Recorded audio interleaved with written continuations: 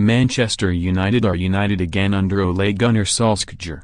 Off came the Cardiff City overcoat and the security officer rolled up a sleeve to proudly reveal the Manchester United badge tattooed near the top of his left arm. Then he turned and stretched the white shirt closer to his skin until the name of his team could be seen inked across his shoulders. Paul Pogba paused briefly in true Hollywood style on his way to the exit and offered a soundbite on events, but was taking no questions. Ashley Young, Nemanja Matic and Luke Shaw lingered for longer. Fred chatted to Brazilian TV in Portuguese. Outside, dozens of fans crowded the barriers protecting the team bus for a glimpse of a player or maybe a picture. Others screamed for the attention of Ole Gunnar Solskjaer as he spoke to Cardiff owner Vincent Tan behind the plate glass of the stadium's reception area. Mike Phelan, who never appears more content than when in a red and black tracksuit, breezed past and bid a cheery farewell. United, it seemed, were united again. In every sense. Only one win, of course. Only 3 points. Only Cardiff, you might say, a team of limited ambition and simply satisfied not to be in the bottom 3 of the Premier League at Christmas, according to boss Neil Warnock. A team who conceded 5 against Manchester City and 4 against both Chelsea and Liverpool. Certainly tougher tests await United, yet this was precisely the reaction Ed Woodward and CO would have prayed for when they jettisoned Jose Mourinho. Goals flowed. So did the football. Players relaxed and supporters danced and sang with genuine glee as opposed to with a sense of duty. United smashed 4 past Fulham only a fortnight earlier without the same euphoric key change. Even the footballing gods switched sides with relish to taunt Mourinho after 2 deflections at Liverpool proved so damaging in his final game.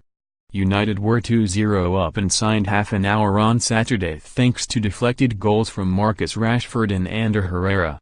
Solskjaer's name rang out. "You make me happy when skies are grey," they sang. A new dawn? Was it ever more fitting? It was impossible to begrudge the popular Norwegian this dream start to his new job. Even for those of a staunch Cardiff persuasion who could recall his doomed attempts to save their team from relegation in the aftermath of the Malky Mackay text scandal. "He's a positive guy," said Aron Gunnarsson, the Cardiff midfielder who has stayed in contact with Solskjaer since his 259 days as manager in 2014. Unfortunately it didn't work, but he's got a good squad at Man United and all the very best to him. It's a different job. The United fans know him as a legend. He's given them good times before and it's for them to relive that moment again. He knows the club inside out and it's going to lift the fans to have him on the sideline. Victor Camarasa reduced the deficit with a penalty awarded for handball against Rashford before United stretched away.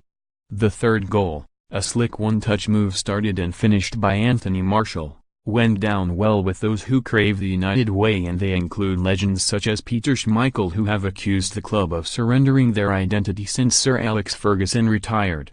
"Who are we?" said Schmeichel, on BBC Radio 5 Live. "It's really important that everyone at Manchester United understands the football club, the culture, the history and tradition have gone out of the window. It needs to come back and it will come back with Ole."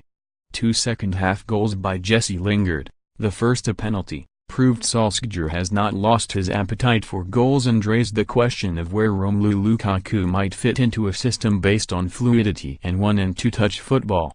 "He has only been with us for 2 days, said Nemanja Matic.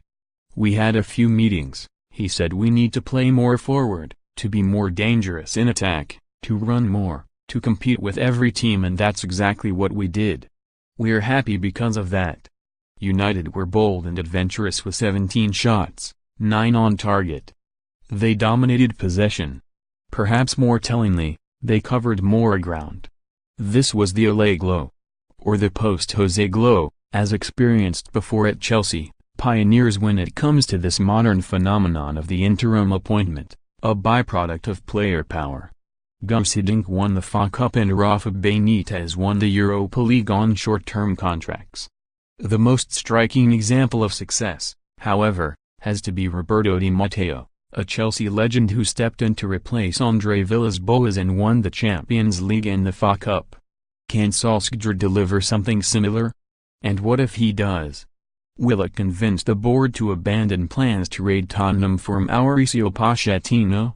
Or what if Operation Get Poch fails? If he goes to Real Madrid? Or stays at Spurs? Roman Abramovich had no intention of giving Di Matteo the Chelsea job on a permanent basis until he won the European Cup in Munich, and then he felt as if he had no option. Alan Shearer was dearer, according to Solskjaer's terrace anthem.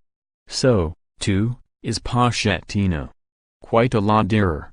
Much intrigue awaits during 6 months in limbo at Old Trafford.